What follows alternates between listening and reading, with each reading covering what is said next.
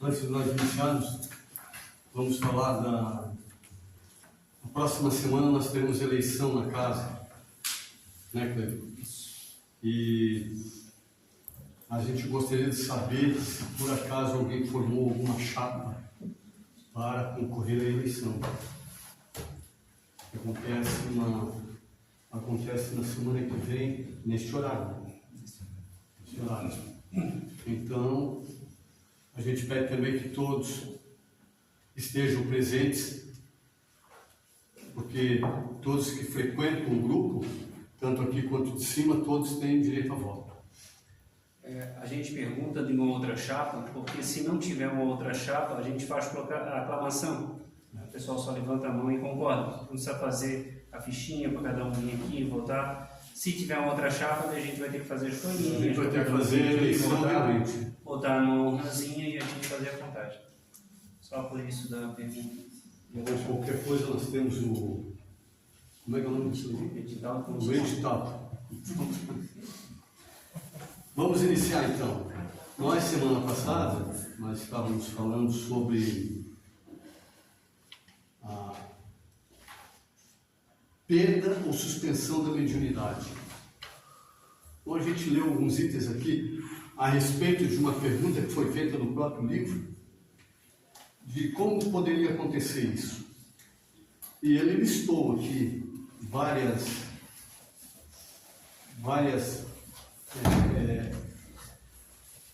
ele deu várias respostas a respeito do que pode, o que pode acontecer, como se pode perder, que não é propriamente perder, muitas das vezes a pessoa ficar suspensa por algum tempo com a sua faculdade mediúnica. Daí ficou alguma dúvida, alguma coisa na semana passada? Podem falar o que acham do que ficou. Boa noite, Sandro. Boa noite, Amélia. Boa noite.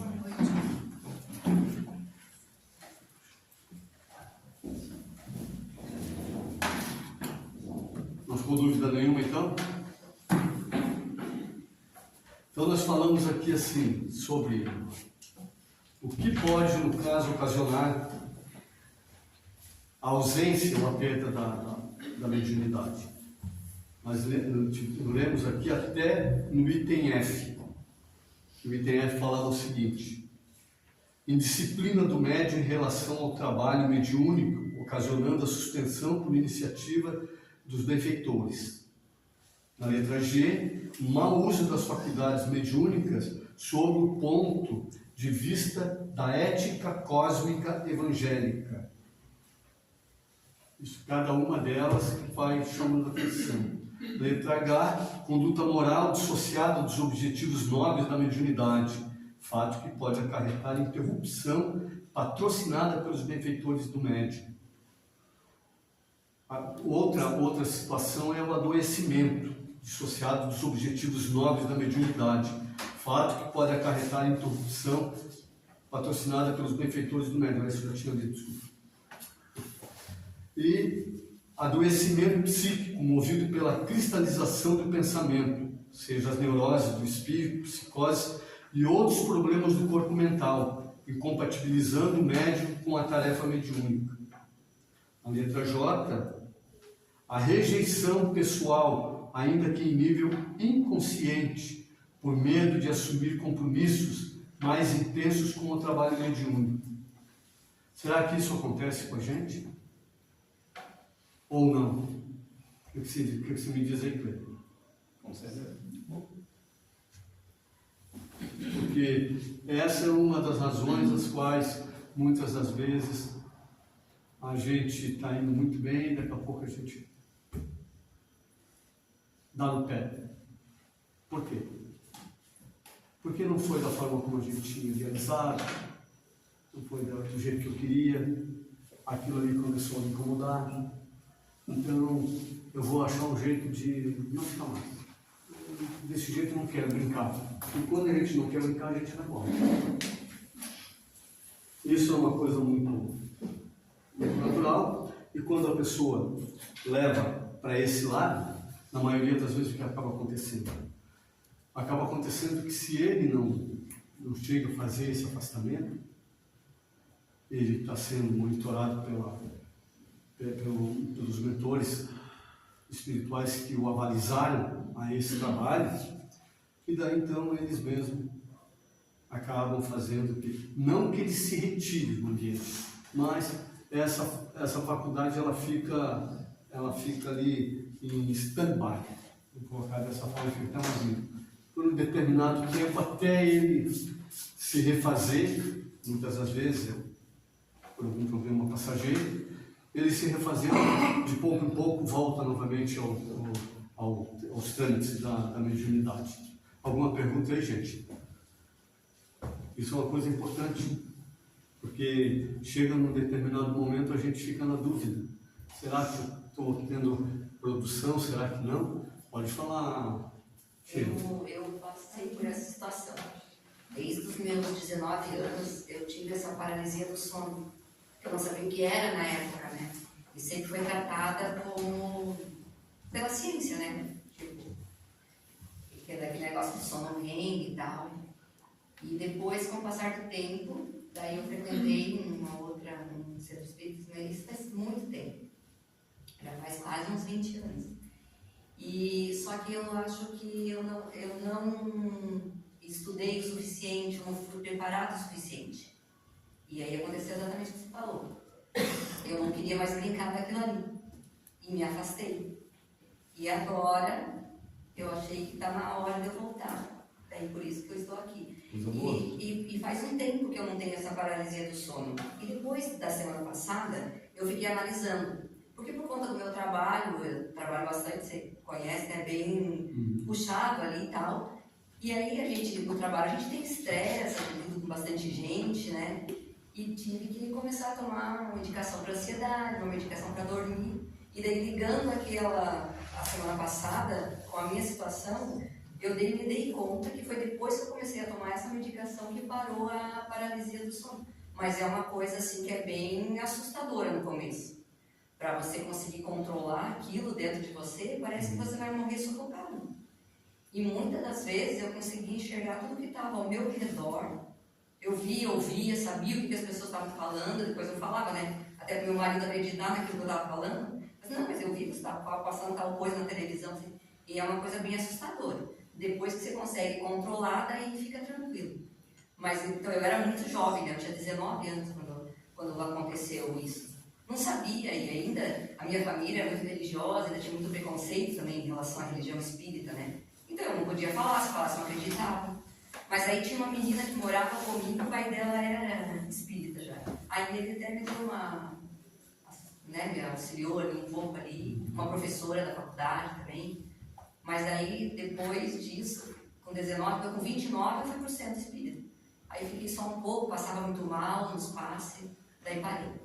Daí agora estou meio de volta. Isso aí é uma coisa que é relativa a qualquer médium, no caso, essas situações que você está citando. Porque todo mundo passa por umas situações de dificuldades assim, e principalmente quando é pior ainda, quando não conhece nada, não entende nada, e que não tem quem possa auxiliar, entende? Aquela sensação dessa paralisia do sono, ela é assustadora.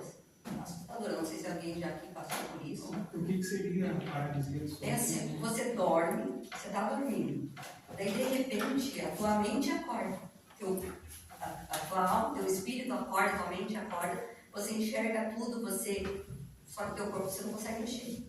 Você está fora do corpo. Você não consegue Você mexer. fica um desdobrado, Isso. desdobrado muito próximo do corpo. E aí você quer falar, você quer acordar, você quer abrir o olho, não consegue. E quanto mais pânico, pior a Pior a situação. situação. Se alguém passar, fica calmo que logo volta. E conscientemente você não consegue voltar. Não, demora, tá delay ali. Quanto mais apavorado você fica, parece que mais demora. É por isso que muitas das vezes, quando a gente sai do corpo durante o sono, e que a gente se encontra com o nosso anjo guardião, que nos leva em algum lugar para aprender alguma coisa, e que de vez em quando dá um espiripaque na gente nessa, o que acaba acontecendo? Eles trazem a gente de volta e recolocam no corpo. realinha os chakras, né? Por que eles recolocam? Justamente para não acontecer dessa forma. Senão, muitas das vezes, a pessoa chega, não consegue se reacoplar, e o que vai acontecer? Ela vai ficar desse jeito. Ela está consciente de tudo que está acontecendo ao redor dela e não consegue se mover. Por quê? Porque o objeto que faz mover o corpo não está no corpo ainda. Então, lógico, daqui a pouco, um momento ou outro, depois ele vai entrar. Isso também serve como um aprendizado para a pessoa, para o médico. Só que, como ela falou, se você não sabe o que acaba acontecendo, você vai para o médico, chega lá, o médico também não vai saber. Tem que ver o que está rolando aí. Alguma coisa está acontecendo. E, à medida que você vai aprendendo, vai diminuindo, sabe? Como o Clay falou, quanto mais ansiedade, mais ansioso eu fico, mais fácil é de eu entrar nessa situação novamente. Mas se você conseguir ficar calmo e fazer, Passa rapidinho. vai ser a melhor sensação que tu vai ter. Tu não vai ter o peso do corpo. É maravilhoso. O Cleber já teve uns perrengues assim também. Então, aí que a gente sabe. Então, essas coisas acontecem justamente para que a gente vá aprendendo. Porque se você coloca um monte de coisa, a espiritualidade nos coloca um monte de coisa que a gente precisa realmente aprender e vem tudo muito rapidamente, a gente não consegue decodificar nada daquilo e daí a gente não dá continuidade ao trabalho, que muitas vezes é uma beleza o trabalho. Como ele disse, a partir do momento que você entende e que você começa a ficar tranquilo, você não tem mais o peso do corpo, então daí a sensação vai ser ótima. Ela só não é ótima justamente porque eu estou achando que eu estou sufocado, que eu estou morrendo, e não é bem assim.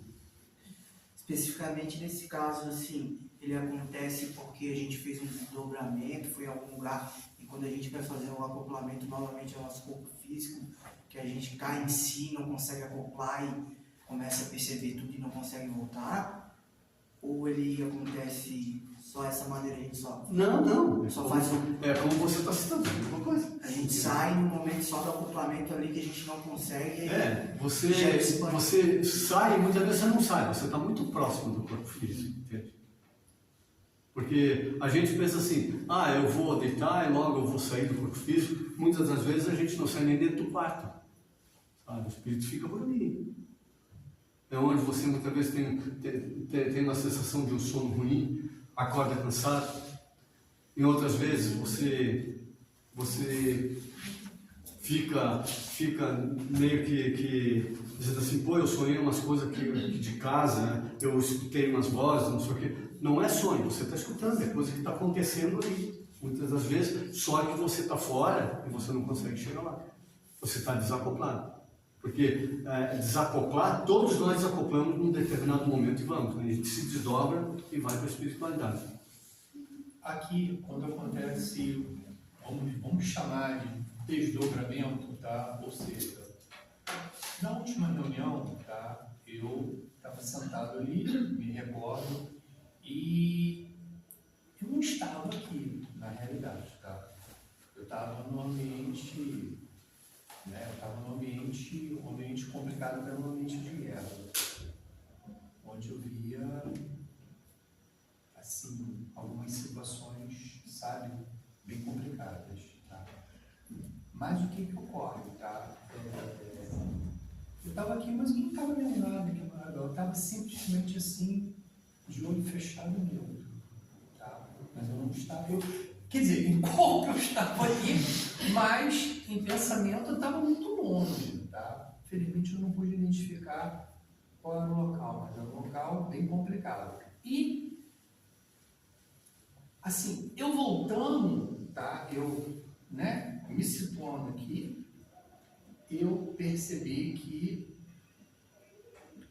na realidade, aquela situação ali, vários irmãos ali vieram, tá? Vieram. E não vieram poucos, não, muitos. E houve aqui um amparo muito grande da casa. Eu ia até falar, mas estava corrido e eu me cansei muito, né? E eu acabei não comentando. Onde houve, assim, um tratamento bem específico, principalmente no hospital, aqui, plasmado aqui, sempre no canto esquerdo, tá, dessa casa, tá? Vamos lá, tá? Isso é um desdobramento meu, quer dizer, do meu espírito, que ele vai lá, quer dizer, existe isso. Eu não incorporei, mas eu fui em um determinado local e retornei, mas eu retornei, assim, com várias situações que, graças a Deus, dentro do meu entender, tiveram esse amparo aqui dentro dessa casa, tá? Isso é o quê? Um desdobramento? A gente chama de resgate coletivo. Né? Resgate coletivo. Você foi lá buscar esses espíritos que precisavam de ajuda.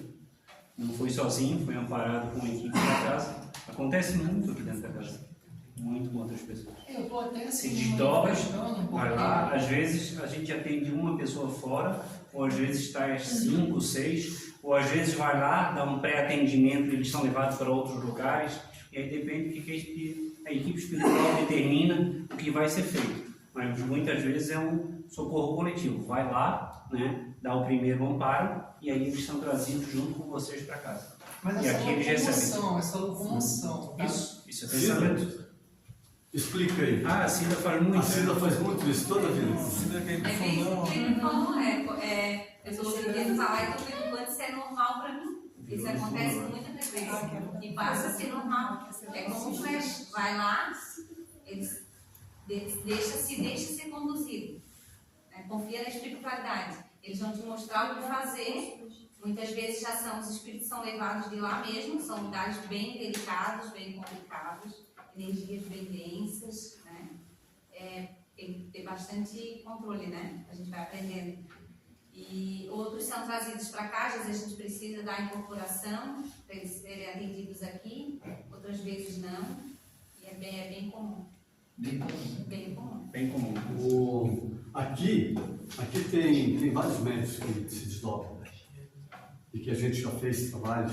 Uns têm, muitas das vezes, se assustam muito, porque vão em lugares, como ela falou, muito densos, e daí não é só pelo local, mas é pelo que vê, porque vai dentro daquelas furnas e vê coisa que não é lá muito bom. Uma vez aqui aconteceu aqui dentro, que eu acho que foi a Lite, que foi. Ela foi num navio, foi o que afundou. E chegou lá e ela, não vou, não quero, e que cheiro ruim, por causa que era por causa dos cadáveres que tinham lá e tudo. Então é assim. Daí, não, vai, pensa em. Aí continua com o teu pensamento elevado e vai. E de fato foi. Ah, mas vai resgatar quem? Muitas vezes, como o Clay falou, um resgate coletivo. Muitas vezes não, muitas vezes para resgatar um. Pode ser. E é normal que quando você se retorne assim, você volte assim, bem estafado, tá? Isso é comum no corpo bem estafado. Depende. Porque na maioria das vezes a forma de você voltar, o certo de você voltar, é voltar bem, não é voltar desse jeito, sabe? Lá você passou por essas energias, tudo, mas eles te repõem essas energias a partir do momento que você volta para cá. O interessante é não sair daqui. Agora, não começa a estar cansado um pouco. É normal, mas a energia ela tem que ser restabelecida. Então, se ela não foi restabelecida, tem que tomar um passe ou pedir para alguém ajudar no suporte. Então, assim, eu tava legal, só me senti bem cansado, mas cheguei em casa e, tipo assim, né? Capotei no dia seguinte, tudo normal. Beleza? São essas coisas. Uma pergunta, voltando para o assunto sobre a questão do retroceder à mediunidade, né? Uma pergunta, eu já vi bons médiums, que às vezes fizeram no meu ponto de vista, uma coisinha errada e parece que voltaram 5 passos para trás. Só que eu já vi médiums fazendo, no meu ponto de vista, muita coisa com falta de respeito, parece que não tem amor ao próximo e está ali com a mediunidade. Parece que eu entendo que escutando coisas não boas, né? Mas eu entendo que o livre-arbítrio, que o Sandro falou aquele dia, ele é igual para todos. Mas essa régua de cortar, entre aspas, a mediunidade, é igual para todos? Porque não é o que a gente vê, parece que não, é assim, a gente tem que ver uma coisa. Mas é engraçado, ainda li alguma coisa sobre isso hoje. Nós encarnados aqui, a gente não vê a maioria do que acontece, no caso, no lado espiritual. A gente acha que está vendo. Então a gente tem os conceitos, os nossos conceitos, e pode ser assim. Eu estou vendo a médium aqui na minha frente, que é excelente. Mas só que eu não sei o que passa dentro dela. Ela se mostra uma médium excelente, mas ela pode ter problemas. Ela traz com ela, espiritualmente falando, ela traz com ela que pode, muitas das vezes, desaboná-la de determinadas coisas. E é essa maneira, como você disse, há médiuns que são amorosos e tem outros que tratam as pessoas não lá muito bem. É interessante essa pergunta. Isso também é o nosso olhar, porque depende do amor desenvolvido dentro do ser. Isso que importa. Ele pode, muitas das vezes, tratar uma pessoa mais dura, mas ele, amorosamente, ele é muito melhor do que eu, que sou uma pessoa mais dócil. Mas eu digo assim, amorosamente, por exemplo, que tem um respeito ali com o outro, mesmo que seja um pouco mais rude. Quando eu digo não tratar como amorosamente, às vezes são pessoas que fazem trabalhos, amarrações, fazem umas coisas mais pesadas, e ali...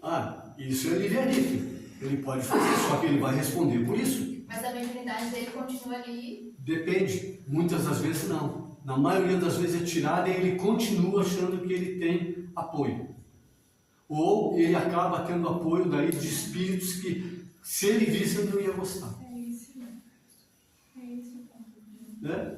Ele poderia ver, no caso, se fosse mostrado a ele, olha, agora nós vamos te mostrar quem são os teus mentores. É capaz dele sair correndo aqui para no Japão. Assim, de um modo geral, para te brincar, porque é mais ou menos assim. É por isso que é importante entender que a mediunidade ela pode ser provocada pelos irmãos desencarnados no corpo daquele que está encarnado e ser usada dessa forma. Então, muitas vezes, a pessoa que Nonato acabou de dizer ali, quem está provocando essa sensibilidade desse rapaz é quem está desfrutando da energia vital dele. E aí esse processo vai criando laços. E nesse processo vai longe. Quem decide afastar a mediunidade dele, Sandro? Seres individuais, histórias individuais. Lamento, cada um de nós é uma jornada no tempo e espaço. Ou seja, se Deus permite muitas vezes que alguém, como nosso irmão Ritter, chegou onde chegou, havia um propósito. Se alguém acredita que a nossa irmã Madre Teresa de Calcutá chegou onde chegou, havia um propósito. Então, nesses propósitos que vai ter essa balança, e nós não sabemos o que é certo ou errado, o que é justo ou injusto, o que é adequado ou não é adequado, é individual. Então não tem como dizer, ele vai perder a mediunidade dele porque ele está fazendo errado tal coisa. Pelo contrário, pode ser amplificado. Então, quem decide isso? Sinceramente falando, a chefia lá de cima. A chefia lá de cima. Não tem como. É o barão da cruz lá de cima. Porque nós temos os benfeitores, aqueles estão muito acima de nós. É lá. Estão muito acima dos nossos guias. Vamos falar dessa forma, para não falar de nós, porque nós ainda estamos muito pequenos. Dos nossos guias, que estão muito acima deles, que são os que decidem essas coisas, eles estão vendo coisas que nem os nossos guias não veem. Então, aí que há essas decisões. E essas decisões, é como ele falou, são muito particulares, muito individualizadas para cada ser. Por isso que, nesse sentido, a gente não pode fazer esse tipo de julgamento. Porque muitas vezes eu estou vendo algo, mas eu estou vendo só uma faceta, estou vendo só um lado. E não sei do contexto. Do todo. Daí tem uma história muito interessante que uma determinada mãe, ela via já, não estava nem mais na Terra, já era um ser de luz muito além das nossas compreensões. vou dizer evoluído, porque evolução dá uma pequena. E ela orou com muito fervor em direção ao filho. E a pedido dela houve uma intervenção. Então veio da onde? Do alto. Houve uma intervenção nele aqui. E essa intervenção demorou 90 anos para ele entender. Então, não adianta a gente tentar amadurecer a fruta.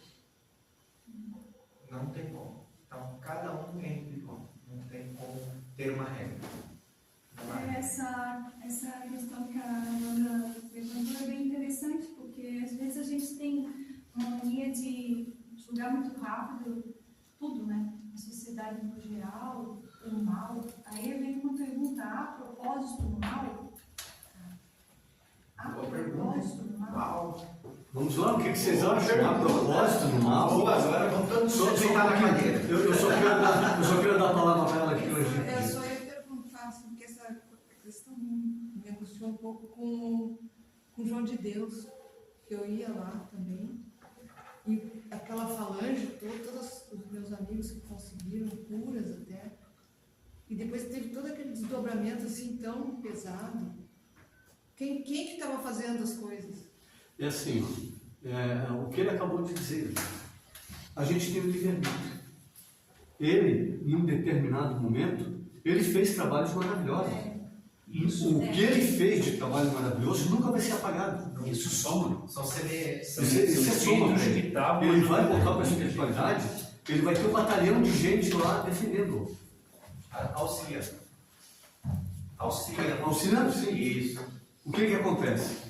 Aqui nós temos um tipo de julgamento que é muito grosseiro ainda. Então, a gente não sabe os propósitos, a gente não sabe o porquê. E tanto que eu nunca entrei no mérito de tentar saber por que o João de Deus aconteceu isso com ele. Eu só sei de uma coisa. Eu, para mim, não sei para os outros, porque cada um é cada um. Eu, para mim, eu me calço em tudo aquilo que ele fez de bom. E bastou. Em tudo aquilo que ele fez de bom, para mim, basta. Que foi infinitamente maior, talvez, do que o que já aconteceu, que falaram que foi de ruim com ele. Porque nós estamos aqui, nós somos falhos. É o João de Deus, é qualquer um. Nós somos falhos ainda. A queda do João nos traz uma visão que devemos sempre entender que o homem está no seu processo evolutivo e ele está à mercê daquilo que ele é, de verdade. Então João, para mim, ele caiu, como todos nós, diante daquilo que a gente nem imagina, podemos cair. Isso quer dizer que a gente não concorda com aquilo que ele fez. Não concordamos com o que ele fez. Mas a história dele, com todas as pessoas que lá procuraram esperança, onde não havia mais nenhum lugar, lá obteram. Não, tiveram, e muito. Então, essas coisas são assim. Por isso que, como o Américo estava falando, a gente é muito rápido no erguer a bandeira para julgar alguma coisa, e a gente não sabe de nada. No fundo, a gente não sabe de nada. Nesse caso, como o Santo está falando do João de Deus, imagina as forças contrárias trabalhando. Porque isso chega, como você diz, de arrepiar a gente. As forças contrárias trabalhando para desviarem. As forças contrárias que trabalham em cima de Divaldo Franco. Pô, mas Divaldo Franco, ele tem que se cuidar infinitamente mais do que nós, talvez. Por quê? Porque é muito visado. Se você, aqui a gente costuma dizer aqui dentro que você está vindo para cá, quando você sai da tua casa, olha como é que é essa coisa, o princípio. Você sai da tua casa para vir aprender os rudimentos, porque nós estamos aqui aprendendo os rudimentos da mediunidade. Para quê? A partir do momento que você começa a aprender, você vai ajudar alguém. Ele já tenta te impedir. É verdade. verdade, a gente só está ali quietinho. Entendeu? Imagina João de Deus. Então, imaginam o Chico Xavier, o João de Deus.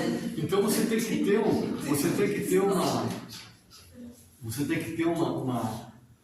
uma força de vontade imensa.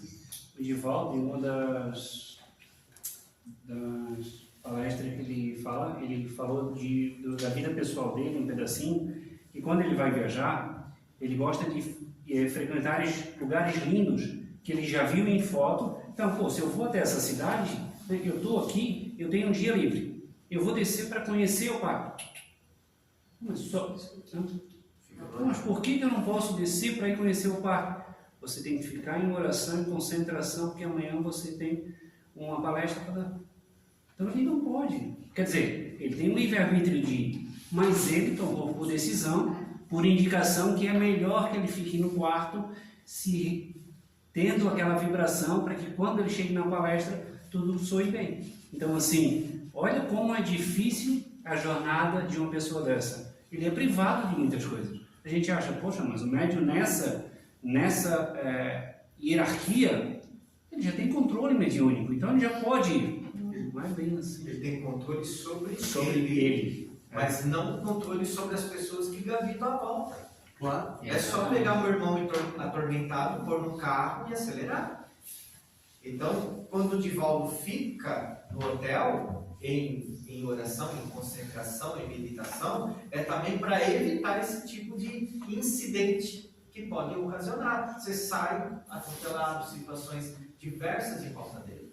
Então, realmente, gente, pegamos aqui a casa, por diversas vezes a gente se reuniu porque a casa estava recebendo ataques em decorrência dos tratamentos que vocês ajudam a fazer os familiares. Imagina o homem lá em cima. Nós aqui no Passa 20, né? Pequenininho. Da 30, 40 pessoas. Imagina.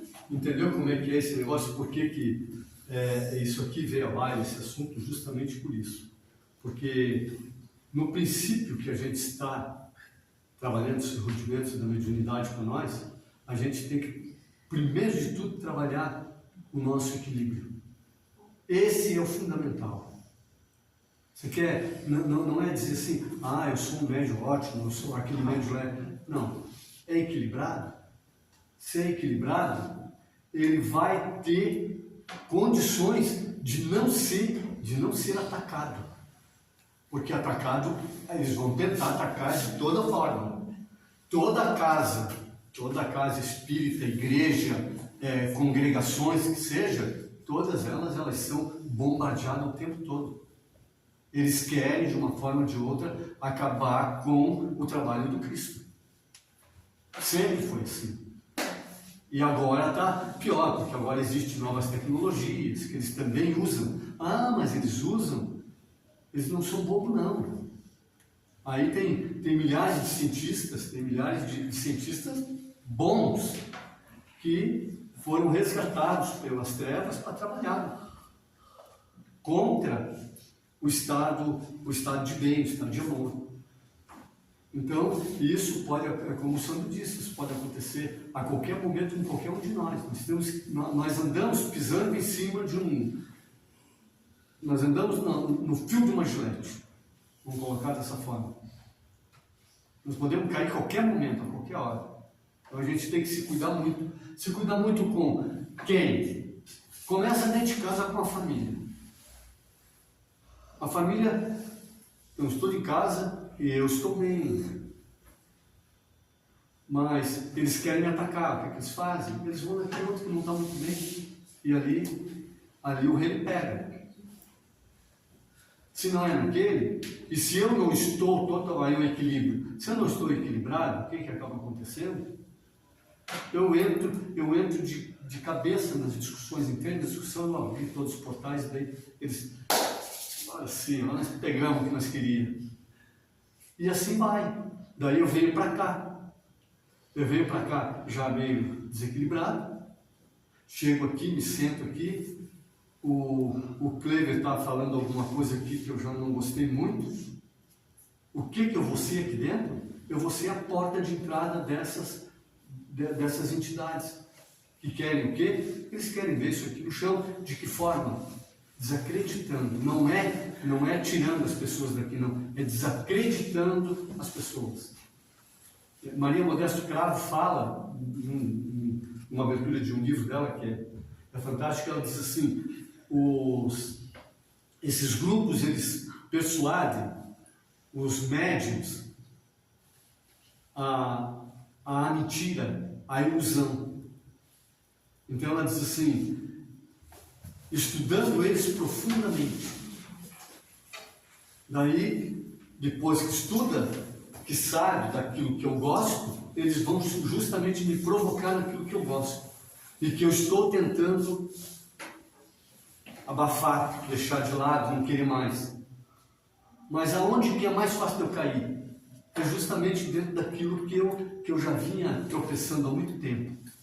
E que quando entrei num local que nem esse, eu dei uma segurada. Quando eu dei uma segurada, ou eu deixei de ser um copo vivo para alguém, ou eu deixei de ser um cigarro para alguém, alguma coisa nesse sentido. Estou falando em termos de vício, mas tem outras, tem milhares de coisas. Eu podia ser um prato de comida, qualquer coisa, porque é dessa forma. Tudo em demasia faz mal. Então, imaginem aí o que a gente precisa trabalhar em termos de equilíbrio para realmente fazer uma coisinha miudinha assim no trabalho mediúnico. E que muita gente chega aqui e acha que sabe muito. Nós não sabemos nada. Nada do que acontece lá no outro lado. Ainda.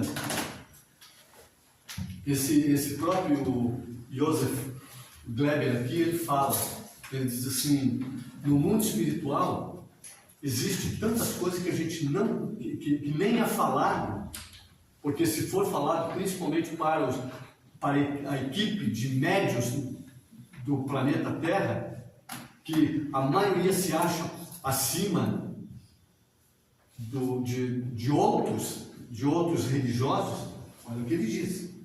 Ele diz assim, se vocês vissem o que é feito, como é feito os trabalhos, o que é utilizado para fazer trabalho, vocês iam dizer que isso era mistificação. Ele disse, então é por isso que não é falado. A princípio, porque primeiramente precisa se aprender aos rudimentos e devagarinho. Quando a gente vai dessa forma, a gente vai indo, você recebe os influxos e esses influxos te pegam, muitas vezes você não fica muito bem, mas você continua. Por que nós caímos? Por causa do orgulho e porque nós se achamos o máximo. Ou então porque eu vou utilizar de uma maneira ruim essa faculdade que eu estou desenvolvendo. Por isso que ele está falando aqui que são inúmeros fatores que fazem com que você fique temporariamente sem a tua faculdade mediúnica. Porque é melhor, não porque é um castigo para ti, isso que é o mais importante, é para que você não se prejudique mais ainda. É dentro dessa situação. Porque a gente acaba fazendo muito mais besteira. Houve uma época, isso eu vou falar de mim, eu achava assim que eu curava todo mundo, que eu melhorava todo mundo. Pobre de mim. Eu não conseguia dar um passo na minha direção. Imagina ajudar alguém nesse sentido. Entende? Até que a gente vai, com o tempo, a gente vai tropeçando, vai caindo e vai aprendendo. Aprendendo o quê? Aprendendo a se portar como realmente um médium deve se portar. O que o Clay falou aí do Divaldo aí, todo mundo quer ser um médium igual a ele. Mas ninguém quer passar os perrengues que ele passa. Ele conta, dessa aí que você falou, ele conta que ele estava em Paris e ele queria ir muito ver a Torre Eiffel. Ele disse que só olhava da janela. Mas lá nunca foi. Por quê? Porque não dá. Outra vez ele estava na Alemanha e ele via as histórias da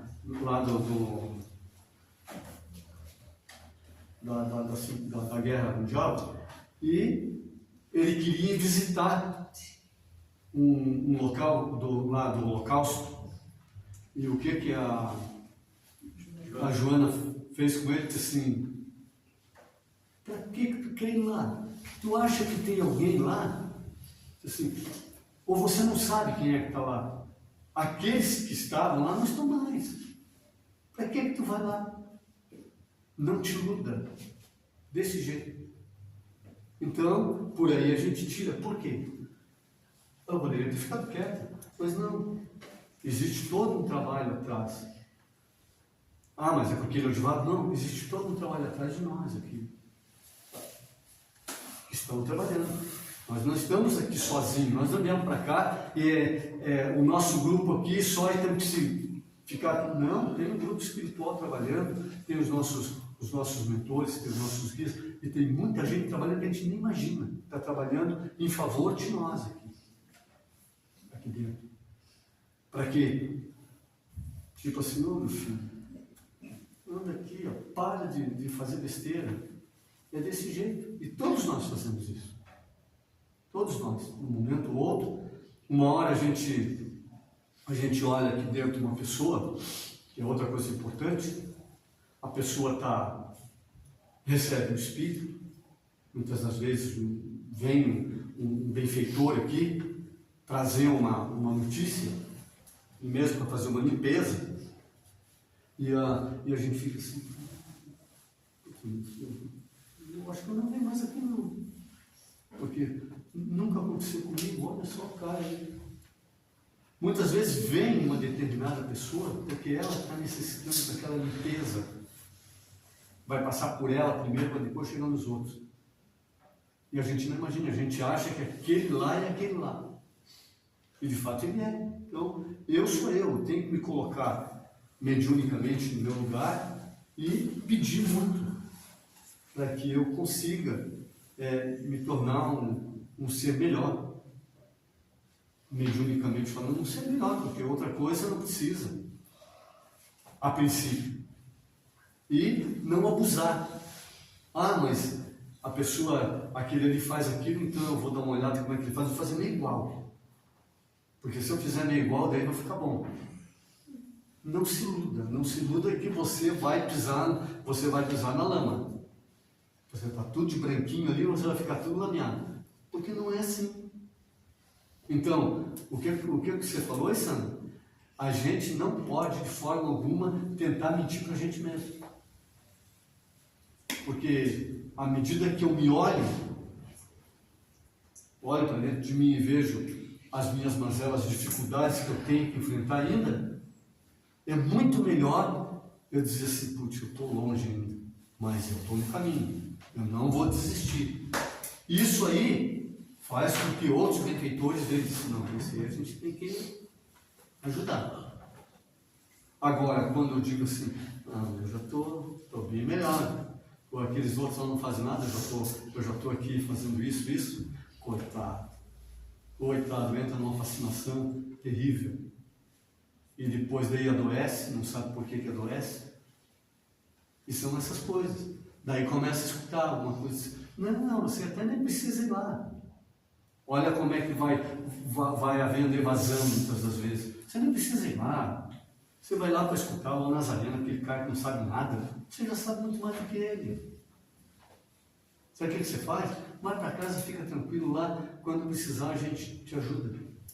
Pronto. Aí é o passo certo para a pessoa cair. E isso pode acontecer com qualquer um, com qualquer médium. Por isso que a gente tem que cuidar dessas situações.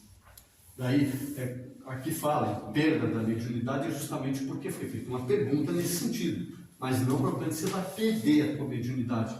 Vai ter embaraço. Vai ceder para outra. Vai.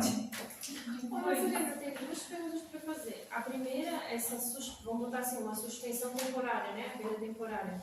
Ela se dá mais em médios buscadores da mediunidade, né? No caso, a gente que estuda.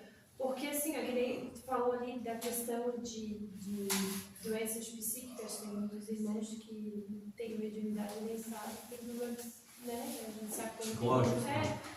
É isso aqui se dá mais a irmãos irmãos que são buscadores, né? No caso, a gente está buscando, né? Não, aqui quando ele fala de doenças psíquicas que chega a acontecer com a pessoa, é nesse sentido da pessoa já ter desenvolvido boa parte da sua busca mediúnica e ele começar, de repente, adoeceu, ficou doente sobre alguma coisa, ele precisa se tratar por ele. Então, nesse momento é retirado, sabe? É afastado dele, até ele melhorar. Ele melhorou, ele tem ela novamente normal.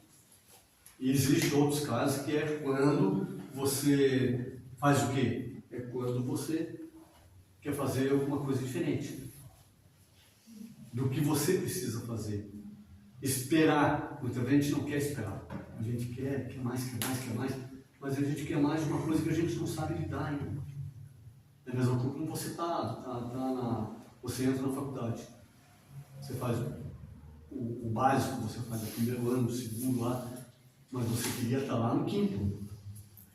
E daí? Você sabe que é só lá no quinto que você vai receber um canudo e a licença para poder fazer algum trabalho dentro daquilo que você escolheu. E não adianta você querer fazer isso já nos primeiros anos. E daí tu cai fora. Quem mais está querendo falar? Perguntar? Não? Então é mais ou menos isso. Não sei se eu te respondi o que você precisava. Aí tem uma outra questão que às vezes que vem assim, é no caso, muito se dá da perda, né, pela ética, pela conduta da pessoa, de querer manipular aquela energia. Mas geralmente quando dá eu acredito, né, essa situação, a maioria daqueles irmãos, como falou, ele é querer curar, e aí, no caso, acaba querendo, vamos botar assim, se aparecer, ou de alguma maneira, né, se engrandecer em relação à mediunidade. No caso, que às vezes eu fico pensando, ela perde, porque ela começa com aquela mediunidade que tem um mentor, ela sente o mentor ali, o mentor está ajudando. Quando a gente tem a sensação da perda, não seria que ela não sente mais o mentor, mas acaba sendo induzida, ela não perdeu a mediunidade, porque ela acaba fazendo as outras coisas que os outros irmãos mais inferiores querem que ela faça. Daí ela fica sob o jugo deles. Entende? Aí não tem a mediunidade em relação a isso. Ela não vai ter daquela forma. É o que o Santo falou isso bem no início, quando iniciou ali, que a primeira fala dele foi justamente isso. Eles vão te utilizar, você vai ser útil para eles. Nesse uma sentido. marionete, no caso. Claro. Eles vão te fascinando e você continua, sabe? E você continua achando que você está fazendo tudo que é bom, é o melhor. Daí, mas você começa a aceitar outras coisas. Você não aceitaria se você estivesse realmente dentro do equilíbrio mediúnico, como receber dinheiro, como fazer determinadas coisas para prejudicar alguém.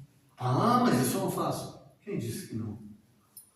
Você primeiro de tudo, você é uma médium que não cedia para nada. Já começou a ceder em alguma coisa. É tudo as coisinhas pequenininhas. Não acontece de uma hora para outra as coisas assim. Entende? Para quê? É a mesma coisa como eles tentam, como a gente está falando, sitiar a casa aqui. Eles sitiam, entende? Mas eles vão muito devagar.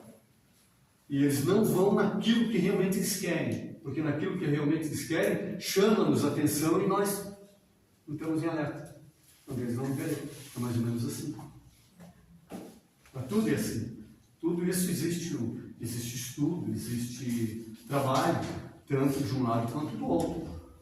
Eles estão aqui tentando sitiar aqui, mas eles também estão sendo observados por espíritos que cuidam desse local. O que eles nunca imaginam é que tem sempre alguém superior a eles que já mapeou todo o andamento e as intenções dos passos, sendo que muitas das vezes esses que estão nesse caminho já estão há muito tempo e já estão sendo espreitados por entes queridos de escalas superiores que já preparam o caminho de volta. E nesse preparar o caminho de volta, eles se utilizam dessas oportunidades para serem encaminhados. E eles nem imaginam o que vai acontecer com eles. É surpreendente, na verdade, porque é aí onde entra a história, né? do mal. O mal, Deus está lá. Deus está sempre lá, em qualquer lugar onde haja a escuridão. Então não tem como escapar. É só uma questão de tempo. Mas, pelo que a Ana falou, eu fiquei pensando assim, uma coisa é a suspender a mediunidade. Outra coisa é você mudar de direção. Quem te dirigia, no caso, pelo que eu entendi que ela estava perguntando ali, eu posso ter a minha mediunidade suspendida porque eu tive uma alteração, porque eu estou em desequilíbrio, então seria mais saudável para que eu ficasse melhor até eu me melhorar, no caso de uma doença. Né? Ou existe o fato de eu trocar de quem me dirigia a minha mediunidade. E existe uma diferença aí. Você está dizendo. Aí a mediunidade não foi suspensa. Eu só troquei os meus guias espirituais superiores e me deixei levar por outros que estão me dirigindo. É a tua vontade. Aí entra o livre-arbítrio A e tua vontade, eles deixam. eu não sei se foi isso que ela quis dizer, mas foi isso que eu fiquei pensando. Mas assim, aí porque são coisas diferentes. Pode falar, Sandra. E quando o seu guia evoluir, tu fica burra de volta. Eu quero ir junto com ele. Exato, esse é o problema. É esse? E a mesma sensação de dar um vazio. Quem já teve orientadores espirituais aqui que tiveram que ir para outras esferas, largou no médium um vazio gigante. Durante a minha... Agora, Teve casos aqui na casa que já aconteceram de... Deixa eu olhar. Que deixou um vazio gigante, sensível, e daqui a pouco começou um novo degrau. E esse novo degrau é diferente. E aí? Ah, mas e como é que isso se apresentou? Assim. Ai, que notícia nova. Aqui, olha lá, pergunta nova. Eu pensei que eu nascia... Ele ficava, ele não vai evoluir, não, vai esperar você. Vai esperar, pelo menos eu estar lá, Aqui, ó. Porque é muito fácil, foi bom você ver essa bandeira. É muito fácil, assim, eu vou me aconselhar com o meu anjo guardião, com o meu guia. Mas o meu guia foi embora, e agora? Como é que fica? Sim, então, tô dormindo, olha pro lado, marido. Você está serena e beira. Não, você não dá. Você só vai chegar a esse ponto quando realmente é necessário você começar a dar seus passos sozinho. E eles não mandam um substituto. O interessante é que você estava acostumado com o cheirinho do Almíscar, né? Agora chegou o floral. Chegou o floral, pode ser até melhor do que o Almíscar. Mas você está acostumado com qual? Almíscar. E aí? Não é. E aí? Quando a gente muda o cheiro, eu não entendi a parte do vazio. O vazio é justamente porque o costume, o hábito da energia, acoplamento, a energia que você Mas o que significa esse vazio no meu... Você perdeu alguma coisa. Saudade, mas é uma saudade muito forte. Muito forte. Muitas vezes bastante dolorida, né, Cleide? Muito. Por favor, divide e deixa eu tirar. Muitas vezes bastante dolorida. Todo Não é só. mundo já viu o filme do Divaldo? A história dele. Vocês viram como é que é a mentora dele? Falta 3 minutos, gente. Ela não é carinhosa. Nunca foi carinhosa. Não é. Tem que fazer isso, é dessa forma. Tudo que tu psicografou agora tu joga fora. Mas ela é carinhosa. O outro pegava no colo. Não. Minha amiga, não é assim. Você acostuma com isso? Agora a gente precisa trabalhar. Tá? Precisa fazer isso. Rasga e joga fora. Não quero jogar fora. Tem que rasgar e jogar fora. Não tem meio termo, tem que rasgar e jogar fora, tem que fazer de novo. Lá atrás, tá bom, deixa mais um tempinho aí tu mastiga mais um pouquinho. Agora tem que jogar fora. Aí tu mastiga mais um pouquinho, tá? Agora concordei, vou jogar fora. Mas era o que ele precisava em cada um desses tempos. Era o que ele precisava em cada um desses tempos. Sim. Ele teve o mentor que ele precisava para aquele momento que ele tinha. Exatamente. A Mary falou ali da melancolia, da saudade, e é isso que a gente sente. A gente sente o vazio, sabe? Não sabe por quê. E daí, até você identificar que você vai, começa a melhorar, não é que você começa a melhorar, é que você vai acostumar com os novos companheiros que vão se achegar próximo de você. Mas vai vir novos. Não, claro, Sempre. claro, sempre vem. Porque você está sempre em evolução. Esse vazio é na minha prática mediúnica. Claro. Também. Mas essa saudade, essa melancolia, ela não vem só quando o teu mentor se afasta. Não. Ela vem também por outros. Aí seria fácil. Por outras Aí influências, seria né? muito fácil de ser. É. Agora eu estou mudando de Ela posição. vem também por outras influências. Tem uma dúvida, se você pergunta o dom, ele pode vir com muitas coisas. Sim. Tem muita coisa, sabe? Mas aqui, ó. Tinha um obsessor também que quando ele foi embora, ele conta, né? Que depois foi embora assim, ué. É, a gente sente Claro, falta. tudo assim, tudo. Aquele pensamento recorrente que não está mais aqui, cadê? Entende, ó? Formule mais perguntas dentro disso. Tá? Porque depois não vamos mudar de assunto. Então, antes de a gente mudar de assunto, formule mais alguma coisa e tragam. Isso é importante, é para todos nós. Muitas vezes você vem com uma pergunta que parece meio besta, mas que vai fazer muito bem a todos. E diz assim, puta, era isso que eu queria perguntar e não tinha formalizado na minha cabeça ainda.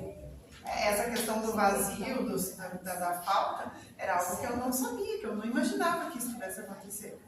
E aconteceu comigo.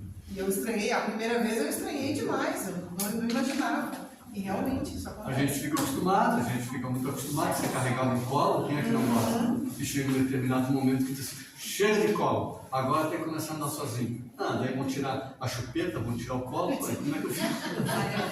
Não, é? Gente, então muito obrigado uma vez mais. Próxima semana a gente inicia, voltamos com esse assunto, iniciamos com ele porque depois a gente vai trocar. A gente volta novamente lá na outra parte, que é sobre a parte daí da comercialização da mediunidade. Que está aqui dentro da apostila também.